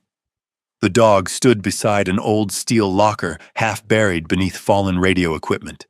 Its door hung slightly open. Inside sat dozens of cassette tapes carefully labeled by date. Beside them rested several thick folders wrapped in waterproof cloth. And on top, a photograph. I picked it up slowly. My father stared back at me. Older than in the diner picture. Thinner, harder, combat-tired. He stood beside Evelyn Mercer outside this very ranger station, wearing civilian clothes and carrying a rifle over one shoulder. On the back, written carefully in faded ink, Daniel, Winter 2010. Still trying to finish this. My chest tightened. Ghost pressed against my leg quietly. The dog remembered him somehow, or maybe bloodlines carried memory deeper than people understood. I set the photograph down carefully and opened one of the folders. Inside, shipping routes, bank transfers, cargo manifests, satellite photos, weapons trafficking, large-scale, military-grade, running through Idaho and Montana wilderness corridors for years. My flashlight trembled slightly in my hand. At the bottom of the folder sat another document stamped classified. I unfolded it slowly. Subject: Operation Hollow Creek. Field Agent: Daniel Reed. Status: compromised/presumed deceased. Everything inside me went cold. Not abandoned. Not missing. Not gone. My father had been working undercover, and he died doing it. Ghost suddenly moved again. The shepherd shoved his nose beneath the steel locker and began pawing aggressively at the concrete floor beneath it. Scratch, scratch, scratch. There's more? I crouched beside him. A small metal ring protruded barely above the floor, hidden beneath dust. Another compartment. I pulled hard. A square concrete panel lifted open, revealing a sealed military lockbox beneath. No combination lock. Fingerprint scanner. Old model. Dead. But taped carefully to the lid was an envelope. My name written across it. Mason Reed. My throat tightened instantly. Ghost sat beside me completely still, waiting. I opened the envelope carefully. Inside rested a single handwritten note. Mason, if you found this, then Ghost trusted you enough to bring you here. That sentence alone stopped my heart for a second. Not you discovered this. Ghost brought you. Like Evelyn knew the dog would decide when I was ready. I kept reading. There are truths buried in these mountains powerful men would kill to keep hidden. Your father died trying to expose them. I spent 16 years protecting what he left behind. Now it belongs to you. But before you open the box, you need to understand one thing clearly. Your father never abandoned you. The bunker suddenly felt very small around me, very quiet. The fire crackling upstairs echoed faintly through the floorboards, while snowstorm wind moaned softly outside the hidden station. Ghost rested his head slowly against my shoulder, and for the first time since I arrived in Blackwater Ridge, I felt fear. Not for myself, for the truth waiting inside that lockbox. Then somewhere above us, a floorboard creaked. Ghost's head snapped upward instantly. Someone was inside the cabin. The growl that rolled from his chest sounded almost mechanical in the underground bunker. Low, controlled, deadly. I killed the flashlight immediately. Darkness swallowed us whole. Above us, another floorboard creaked softly. Slow footsteps, not hiding anymore. Ghost moved toward the ladder without waiting for commands. Every instinct in my body came alive at once. Combat mode, heart steady, breathing controlled, weapon ready. The old training slid back into place so naturally it frightened me. I shoved the envelope and photograph inside my jacket and motioned Ghost forward. The shepherd climbed the ladder silently, despite the stitches in his ribs. I followed seconds behind with my pistol raised toward the darkness above. The hidden hatch remained partially open beside the fireplace. Cold air drifted through the cabin. The fire still crackled inside the stove, but now another sound moved through the room. Drawers opening, cabinets shifting. Whoever entered was searching. Ghost froze halfway out of the hatch, waiting, listening. I heard movement near the back hallway. Then a man's voice muttered softly, "Find the damn tapes." Not alone. At least two. I eased upward slowly until I could see across the cabin floor. Flashlights swept through the darkness.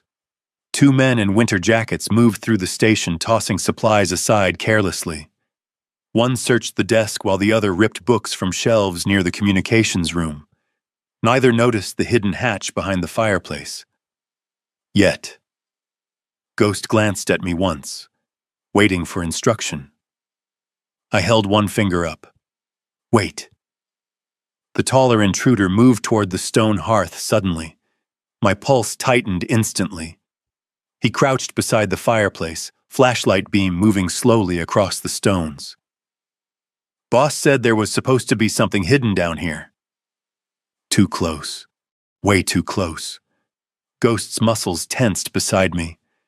The second man kicked open another cabinet near the kitchen. Maybe the old lady already moved it.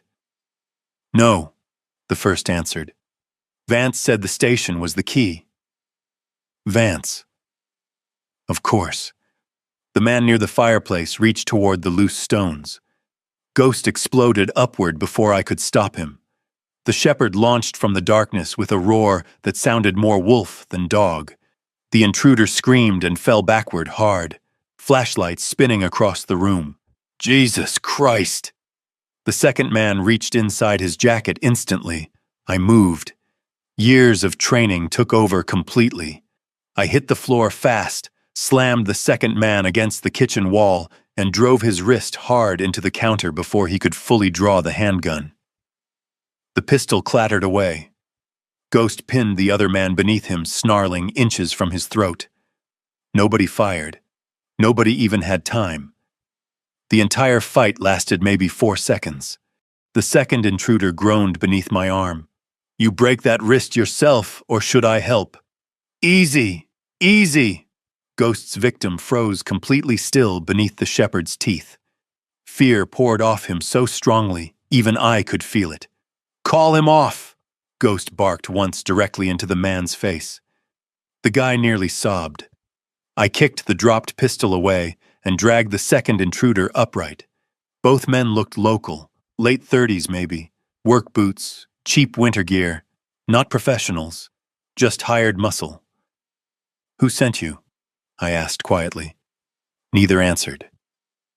Ghost pressed harder against the first man's chest. That changed things quickly. "Vance," he blurted instantly. "Russ Vance. What does he want?" "We don't know." Lie. I tightened my grip on the other man's injured wrist until he gasped. "What does he want?" "The tapes." The room went silent except for the storm outside and Ghost's low growl. "Tapes of what?" "We don't know," the man repeated desperately. "Vance just said the old woman hid recordings somewhere in the station." My chest tightened. The bunker. The lockbox. My father. They knew, at least partially. The taller intruder swallowed hard beneath Ghost. He said if the veteran showed up, we were supposed to scare him off before he started digging. Veteran. Not by name. Interesting. Vance didn't know exactly what I'd found yet. That gave me time. Not much. But some. I shoved the second man toward the door. "Get out." Both stared at me in shock. "You're just letting us go?" "No." I nodded toward Ghost. "My dog is." Ghost slowly backed away from the taller man, but the warning in his eyes remained crystal clear. The intruders stumbled into the storm without another word. I locked the door behind them immediately, then stood there breathing hard in the silence afterward. Ghost remained near the fireplace, staring toward the woods through the windows, waiting to see if they came back. I lowered the pistol slowly. The adrenaline left me shaky afterward the way it always did now. Not during danger. After. That was the cruel part of PTSD. Your body survives the fight, then remembers everything later. I leaned both hands against the kitchen counter, trying to steady my breathing. Suddenly, Syria rushed back hard enough to blur the room around me. Smoke. Blood. A little girl screaming beneath collapsing concrete. Radio chatter begging for extraction that never came in time. My chest locked tight. Ghost crossed the cabin instantly. The shepherd shoved hard against my legs, grounding me before the panic fully swallowed me whole. I slid slowly down the cabinet to the floor beside him, breathing unevenly. "It's okay," I whispered to myself more than him. Ghost pressed against my chest until the shaking eased. Outside, wind battered the ranger station, while snow buried the clearing deeper beneath darkness. Eventually, I looked down at him. "You knew before I did." His ears twitched. The old dog had been warning me about this place since we arrived. Not because it was dangerous, because it mattered. I stared toward the hidden hatch behind the fireplace, then back at the envelope still tucked inside my jacket. "Your father never abandoned you." The words refused to leave my head. An hour later, I climbed back down into the bunker alone while Ghost guarded the cabin upstairs. The underground room felt different now.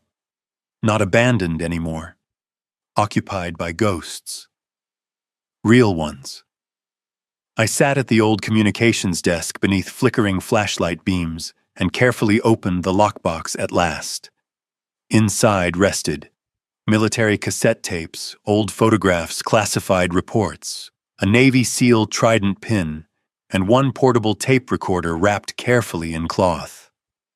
A note rested on top. "Play this first." My hands shook slightly as I loaded the cassette into the recorder. For several seconds, there was only static. Then, a man's voice. Deep, steady, familiar in a way that hit somewhere beneath language itself. Recording log, Daniel Reed. February 17th, 2010. My throat tightened instantly. My father. Alive. His voice carried background noise. Wind, radio static, the faint creaking of wood. Probably this very station. If this tape gets played someday, he continued quietly, then Evelyn finally decided it was safe enough. I sat motionless in the dim bunker, while Ghost paced softly above me. I don't know how old you are now, son, the voice said. Maybe still a kid. Maybe grown. Static crackled briefly, then softer. But if you're hearing this, it means you survived longer than I did. The words hit me like a punch to the chest. I gripped the edge of the desk hard. Daniel Reed continued speaking calmly into the tape recorder 15 years earlier, while snowstorm wind howled faintly behind his voice.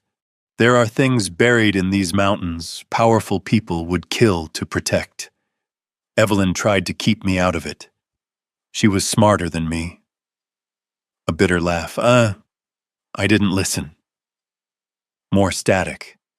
Then, if anything happens to me, none of this was your fault. Not yours. Not your mother's. I closed my eyes hard.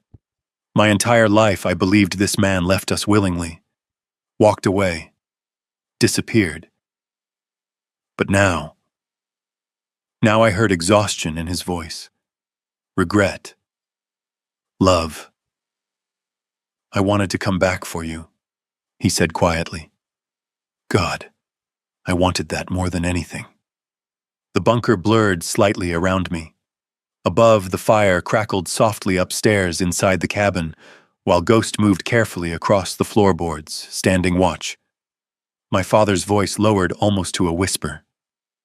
Ghost's bloodline came from my original K9 unit. Smartest dogs I ever saw.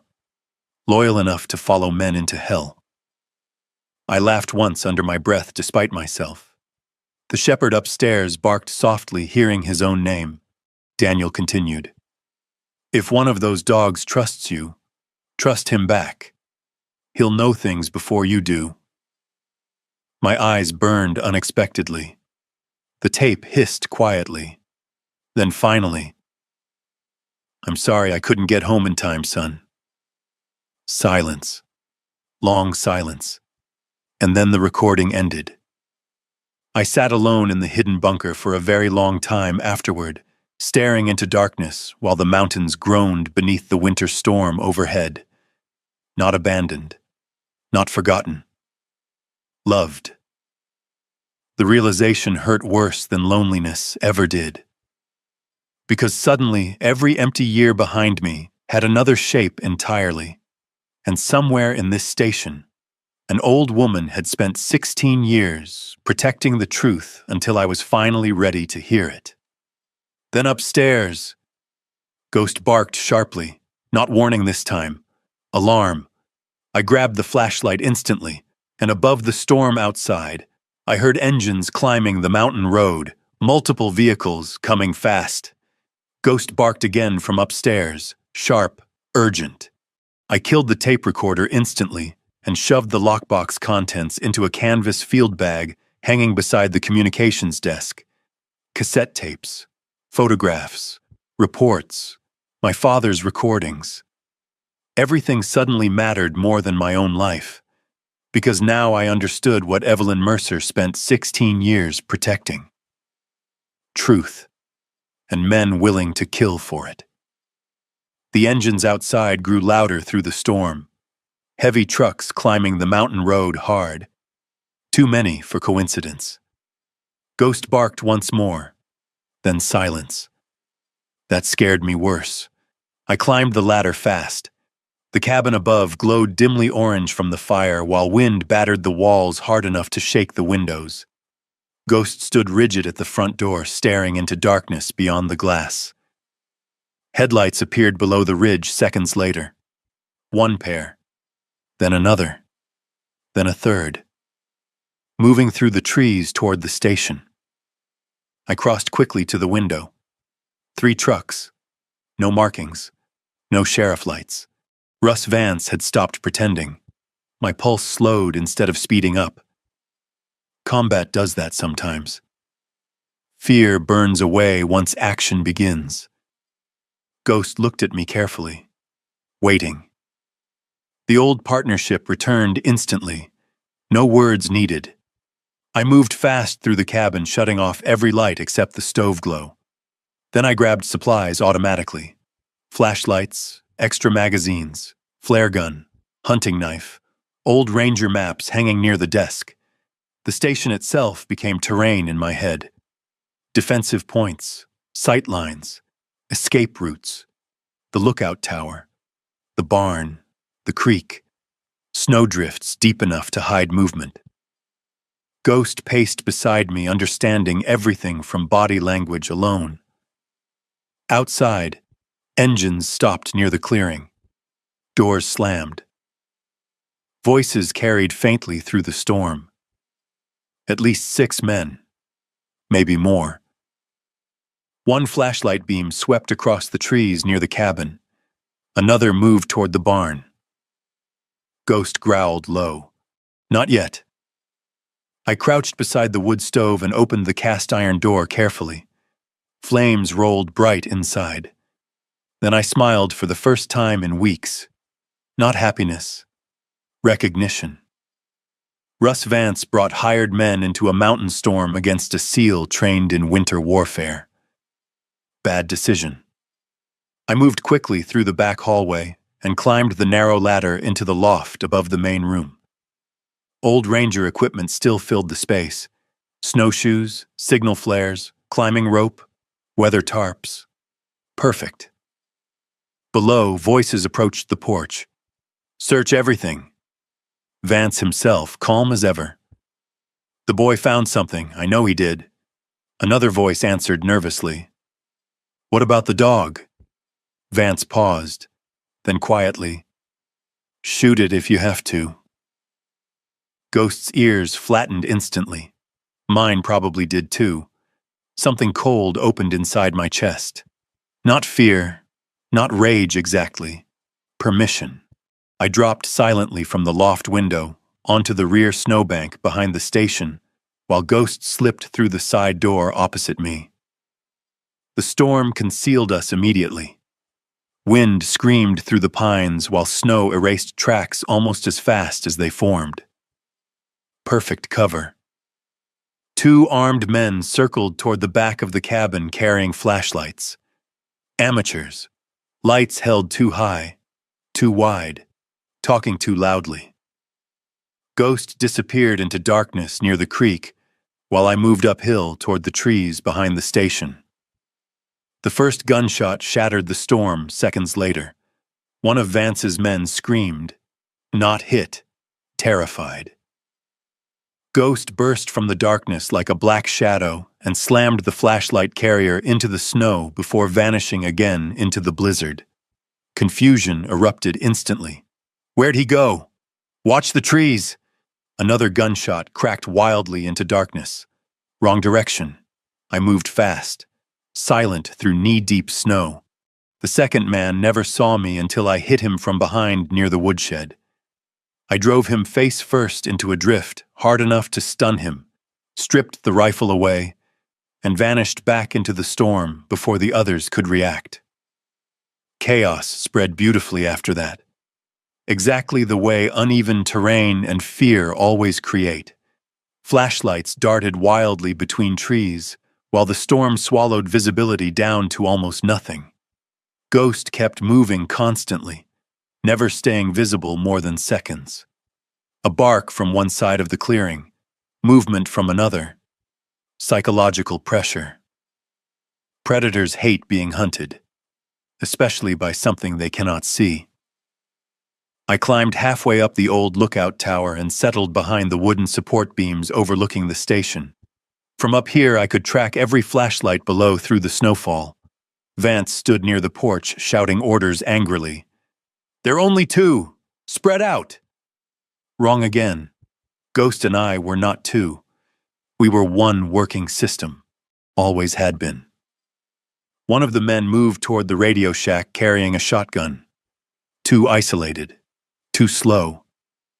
Ghost struck him from darkness near the generator shed. The shotgun blasted harmlessly into the air while the man collapsed, screaming into the snow, clutching his arm. No lethal bites. Ghost targeted tendons and weapon arms the way military dogs are trained. Disable. Control. Disappear. Another man panicked and fired toward movement near the barn. The muzzle flash gave away his exact position. I dropped from the tower silently and circled behind him through the storm. By the time he realized someone stood behind him, the rifle was already gone from his hands. "Go home," I told him quietly. The man stumbled backward, terrified. "I'm done! I'm done!" He ran blindly downhill through the snow. 3 left now besides Vance, maybe 4. Then everything changed. Ghost barked once near the barn. Pain. Real pain. I sprinted immediately. The storm swallowed the clearing while gunfire echoed through the trees. Another shot cracked from somewhere near the equipment shed. Then I saw him. Ghost limped from behind the barn, trailing blood across the snow. My entire world narrowed instantly. "Ghost!" The shepherd stumbled but kept moving toward me. Behind him, one of Vance's men emerged holding a hunting knife. Wrong choice. The attacker charged through the storm, shouting wildly. Training took over before thought. I sidestepped hard, caught the man's wrist, and drove him straight into the frozen barn wall. The knife disappeared into the snow, while momentum carried both of us crashing through the half-collapsed doorway. Dust exploded upward inside the dark barn. The attacker swung wildly. I blocked once, twice, then drove him backward across old lumber piles until he collapsed hard against a workbench, gasping for breath. Years ago, in another country, I might have kept going. Back then, violence solved things. Now Ghost needed me more than revenge did. I left the man wheezing on the floor and rushed back outside. Ghost stood near the barn entrance, trembling slightly. Blood soaked the fur along his shoulder and side. Knife wound reopened. Maybe worse. The shepherd still tried to stand protectively between me and the storm, despite barely holding himself upright. Something inside me broke quietly at that moment. Not weakness. Love. Pure and terrifying. I dropped into the snow beside him. "Hey," I whispered shakily. "Hey, stay with me." Ghost pressed weakly against my chest. Then headlights appeared suddenly below the ridge. Different vehicles this time. More of them. Red and blue lights flashed through the snowfall. Sheriff Ward. Behind him came more trucks. Local ranchers. Volunteer firefighters. Half the damn town by the look of it. Vance saw them too. His confidence disappeared instantly. "Move!" he shouted toward the remaining men. But it was too late. Floodlights swept across the clearing, while armed locals poured from the vehicles surrounding the station from every direction. Sheriff Ward stepped into the snow, holding a shotgun leveled directly at Russ Vance. "It's over." The storm roared around us while Vance stood frozen beside the porch. For one long second, nobody moved. Then Vance smiled slightly. Cold. Empty. "You have no idea what you just stepped into, Sheriff." Ward's expression never changed. "Maybe." More headlights climbed the ridge behind him. State police. Federal vehicles. Even through the snow, I recognized the black SUVs instantly. Someone bigger had entered the fight now. Vance finally looked uncertain. That lasted exactly 1 second. Then he ran for the trees. Gunfire did not follow. Only ghosts growl. Low. Alive. Still protecting me despite everything. I wrapped both arms around the old war dog there in the snow, while emergency lights painted the storm red and blue across the mountains. For the first time since Syria, I wasn't fighting to survive anymore. I was fighting to protect home. That realization stayed with me while the storm slowly died over the mountain. Red and blue emergency lights flashed across the snow-covered clearing outside the ranger station, while deputies moved between vehicles collecting weapons and zip-tying the hands of the men Russ Vance abandoned behind. The valley smelled like gunpowder, wet pine, and diesel exhaust. Ghost lay beside me near the porch steps wrapped in a wool blanket somebody had pulled from the cabin. Blood stained the white fabric dark along his shoulder. The old war dog stayed awake anyway. Watching. Always watching. A medic knelt beside him carefully. He should have collapsed already. He's stubborn, I said quietly. The medic shook his head. No, dogs like this aren't stubborn. He glanced at Ghost with visible respect. They're loyal enough to ignore pain. Sheriff Ward approached through the snow carrying a flashlight and a stack of weatherproof evidence bags. You okay? Been worse. Ward looked around the clearing. Broken footprints, shell casings, blood in the snow. The burned orange glow from the cabin windows behind us. You fight like somebody who's done this before. I stared toward the dark tree line where Russ Vance disappeared. I was trained to. The sheriff nodded once. No judgment in it, just understanding. Around us, the people of Blackwater Ridge kept arriving despite the late hour and freezing cold. Ranchers, volunteer firefighters, older couples wrapped in heavy winter coats. Even Naomi from the diner came climbing out of a truck, carrying 2 thermoses and enough blankets for half the mountain. Nobody told them to come. They came anyway. That unsettled me more than the gunfight had, because I didn't know what to do with kindness anymore. Naomi crouched beside Ghost slowly. The shepherd sniffed her hand once before resting his head back onto the blanket. Well, she whispered softly, you handsome old devil. Ghost's tail thumped weakly against the snow. Naomi looked at me then. You look exactly like your father when you're trying not to fall apart. The words hit harder than expected. I looked away toward the mountains. Federal agents entered the ranger station shortly before dawn. Real federal agents, not local police. Dark jackets marked Naval Criminal Investigative Service, NCIS. One of them emerged from the hidden bunker 2 hours later, carrying sealed evidence boxes while talking urgently into a satellite phone. Sheriff Ward joined me near the fire barrel outside. They confirmed the bunker belonged to a Cold War listening operation, he said quietly. And my father? Ward hesitated. They found his personnel records inside. The sheriff handed me a worn photograph sealed inside plastic evidence wrap. Daniel Reed stood beside Evelyn Mercer outside the lookout tower, smiling into mountain sunlight. Beside them sat another German shepherd wearing an old military harness. The dog looked almost identical to Ghost. My chest tightened again. Your father was investigating weapons trafficking routes through the Bitterroots, Ward continued. Looks like Vance's family operation got tangled up in it years ago. Tangled up? Ward exhaled slowly into the freezing air. More like built on it. The mountains behind him slowly brightened beneath approaching sunrise. For the first time, I saw the valley clearly in daylight, and it took my breath away. The ranger station sat high above endless pine forests, dusted silver beneath fresh snow. The frozen creek cut through the valley like broken glass, while mountains rose layer after layer into pale morning sky. Wild, beautiful, lonely. Home. Ghost stirred beside the porch. The veterinarian arrived shortly after sunrise and immediately took control of the cabin like an annoyed field commander. "You," she pointed at me. "Move." I obeyed automatically.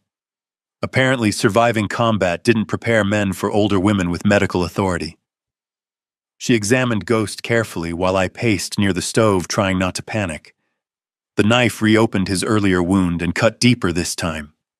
Not fatal, but close enough to scare me badly. Ghost watched me pace with tired eyes.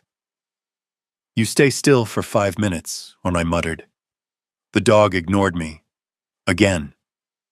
Outside, the station slowly transformed into something unexpected. Community. People shoveled snow from pathways. Firefighters repaired storm damage near the barn. 2 older ranchers reinforced the porch rail without being asked. Someone stacked fresh firewood beside the cabin. Nobody acted like visitors.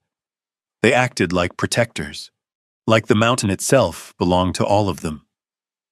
Naomi handed me coffee around mid-morning. Strong, black, perfect. "You know what Evelyn used to say about this valley?" she asked. I shook my head. She said mountains don't care who arrives broken. Naomi smiled faintly. "Only whether they stay long enough to heal."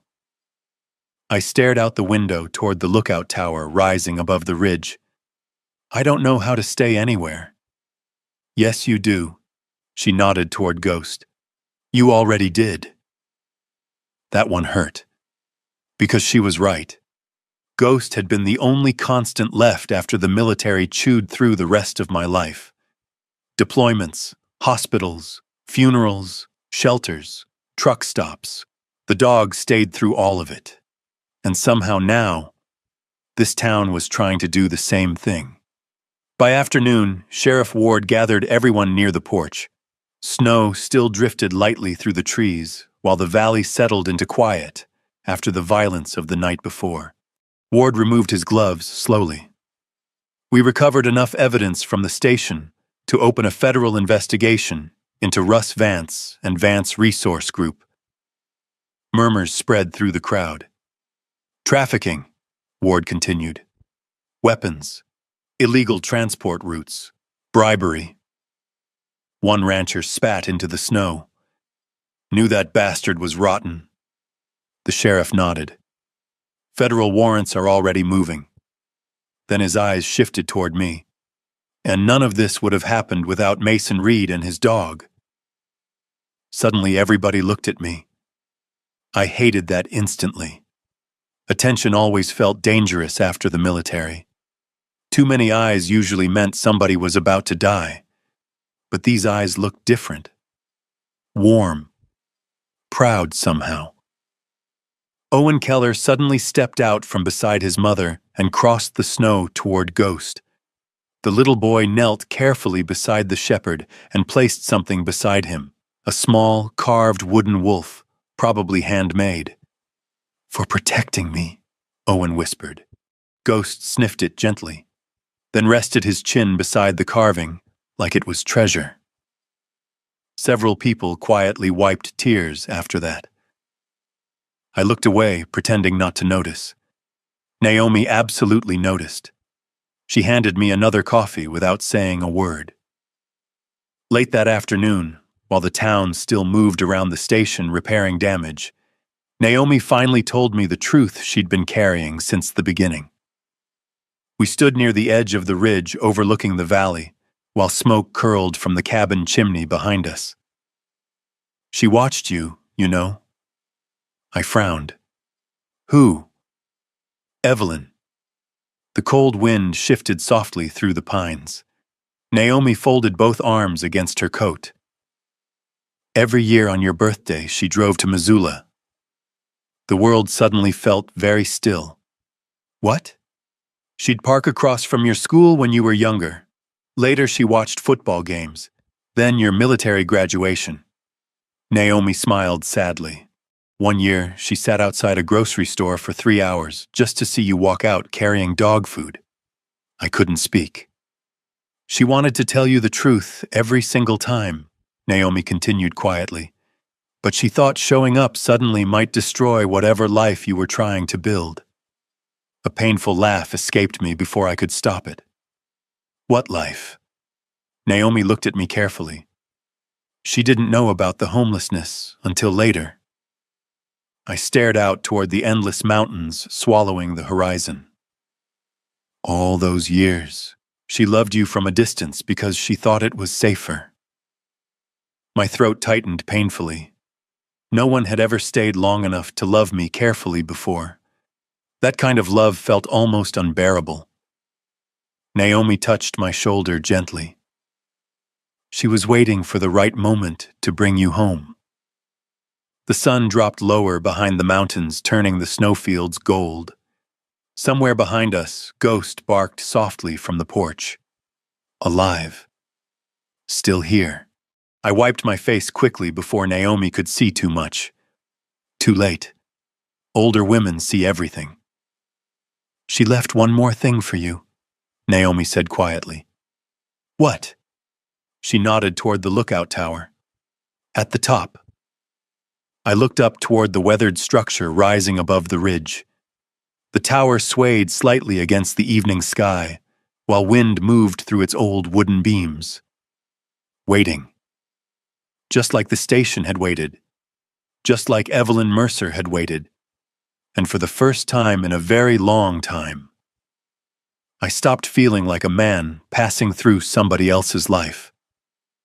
Winter slowly loosened its grip on Blackwater Ridge after that. Not all at once. Mountain winters never leave politely. Snow still covered most of the valley through March, but sunlight lingered longer each evening, and water began running beneath the ice along the creek below the station. The mountains changed color too. Dark blue mornings softened into silver afternoons. The first ravens returned to the high thermals above the ridge, and somehow, against every instinct I had left, I stayed. Federal investigators came and went for weeks after the attack. Black SUVs climbed the logging road almost daily, collecting evidence from the bunker beneath the station. The hidden files Evelyn Mercer protected for 16 years cracked open something much larger than Russ Vance. Weapons trafficking, smuggling routes through Idaho and Montana wilderness corridors, corrupt contracts reaching back decades. Men in expensive suits started disappearing from newspapers shortly after. Then one cold morning in late March, Sheriff Ward arrived carrying fresh copies of the Missoula paper beneath his arm. Thought you should see this. I sat on the porch, wrapped in my father's old wool coat, while Ghost rested beside my boots beneath a patch of weak sunlight. The sheriff handed me the newspaper. Russ Vance disbarred from corporate board, federal charges filed. Below the headline sat a photograph of Vance being escorted into a courthouse surrounded by federal agents. For a long moment, I just stared at it. All that money, all that power. And in the end, it was an old woman in a mountain ranger station who brought him down. Sheriff Ward leaned against the porch railing beside me. Your grandmother was tougher than most men I ever met. I smiled faintly. She wasn't my grandmother. Ward glanced sideways. No? I looked out toward the mountains. She was something better. The sheriff nodded quietly, like he understood exactly what I meant. Ghost stirred beside me, slower now than before. That worried me. The knife wound healed badly despite the veterinarian's care. Infection settled deep beneath the stitches during the weeks after the attack. Some mornings Ghost could barely climb the porch stairs without stopping halfway. But the old dog still followed me everywhere. Always. Even when his body started failing him. Especially then. By April, I began repairing the lookout tower. Maybe because Naomi said Evelyn left something for me there. Maybe because I needed a mission again. Or maybe because soldiers understand broken structures instinctively. One board at a time. One weakness repaired before collapse spreads. The tower rose above the valley like an old skeleton against the spring sky. 60 feet of weathered timber and rusted bolts swaying gently whenever mountain wind crossed the ridge. Ghost sat beneath it every day while I worked, watching, guarding, sometimes sleeping beneath the sunlight for hours at a time. The town kept showing up too. Naomi brought groceries every Sunday. Owen Keller visited after school carrying carved wooden animals he left beside Ghost like tiny offerings. Volunteer firefighters helped rebuild the collapsed barn. Even Sheriff Ward came twice with lumber and pretended not to enjoy himself while hammering support beams into place. A community formed around me so quietly I barely noticed it happening. Until one evening, I realized something terrifying. I knew everybody's names. That had not happened anywhere since before the military. One afternoon in early May, while replacing old tower windows, I found the carving Naomi mentioned. It sat beneath the eastern lookout window, weathered soft by decades of wind and snow. I brushed dust away carefully. The words cut deep into the wood grain read, "For the Reed men who survive long enough to come home." My throat tightened instantly. Below the carving sat 2 older names scratched faintly beneath Evelyn's handwriting. Daniel Reed. Mason Reed. I stared at my own name for a long time. Evelyn carved it years before I ever arrived, like she never doubted I would eventually find my way here. Even after everything. Even after homelessness, war, PTSD, loss. She believed I would survive long enough to come home. The thought nearly broke me. Ghost barked weakly below the tower. I climbed down quickly. The shepherd stood near the edge of the ridge looking toward the valley, but something was wrong. His breathing had changed. Shallow, uneven. Fear hit me instantly. Ghost? The dog tried to walk toward me and stumbled. Every ounce of blood drained from my face. No. I dropped beside him in the grass. Ghost's body trembled beneath my hands while his eyes searched for me through obvious pain. Not again. Please, not again. I carried him to the truck myself. The old dog weighed less now than he used to. That scared me almost worse than the collapse. The drive into town blurred completely. Spring rain hammered the windshield while my hands shook hard on the wheel. The clinic lights glowed warm against the darkening evening when we arrived. The veterinarian met us at the door, already pulling on gloves. Inside. Now. Hours passed after that. Silent, terrible hours. I sat on the clinic floor outside the treatment room with blood dried across my sleeves, while rain tapped softly against the windows. Naomi arrived first, then Sheriff Ward, then Owen's mother carrying coffee I never drank. Nobody asked me to leave. Nobody told me to calm down. They just stayed. That alone almost undid me. Around midnight, the veterinarian finally stepped out. Her face told me everything before she spoke. Infection spread faster than we thought. I couldn't breathe for a second. He's old, Mason. I looked through the small glass window into the treatment room, where Ghost lay beneath warm blankets connected to IV lines and monitors. Small. Fragile. Nothing like the unstoppable war dog who dragged me through half my nightmares. He stayed alive this long because he wanted to, the vet continued softly. Not because his body should have allowed it. I lowered my head into my hands. The room tilted slightly. Not now. Please, not him too. Naomi sat beside me quietly. No speeches, no fake comfort. Just presence. That mattered more. 3 days passed like that. 3 days beside Ghost. I barely left the clinic floor except when the nurses forced coffee into my hands. or Naomi dragged me outside for air. At night, I slept beside the dog on blankets near his bed. Every time I woke, Ghost was still watching me, even exhausted, even hurting, still guarding me. On the third night, a thunderstorm rolled through the valley. Rain hammered the roof while lightning flashed blue against the windows. I sat beside Ghost, holding one scarred paw between both hands. "You can rest," I whispered finally. The words almost killed me to say. "You already got me home." Ghost's breathing slowed softly beneath the storm sounds. Then very carefully, the old shepherd lifted his head. His nose pressed weakly against my chest, the way he used to during panic attacks, grounding me one last time. And then, his tail moved once, the smallest movement, but enough. The monitor beside him steadied slightly. The veterinarian looked up sharply from across the room. "Well," she whispered, "looks like he's not finished with you yet." I laughed once through tears I couldn't stop anymore. Outside, thunder rolled away through the mountains, and for the first time since I came to Blackwater Ridge, I understood something Evelyn Mercer had known all along. Healing does not happen because pain disappears. It happens because somebody stays long enough to help carry it. Spring arrived slowly in the Bitterroot Mountains after that storm.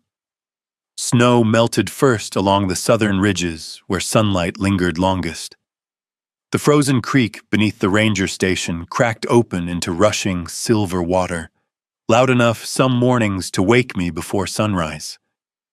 Wildflowers pushed through the thawing earth in scattered patches across the valley. Purple lupine, Indian paintbrush, glacier lilies glowing pale gold beneath the pines. And every morning, Ghost and I watched the mountains wake back up together.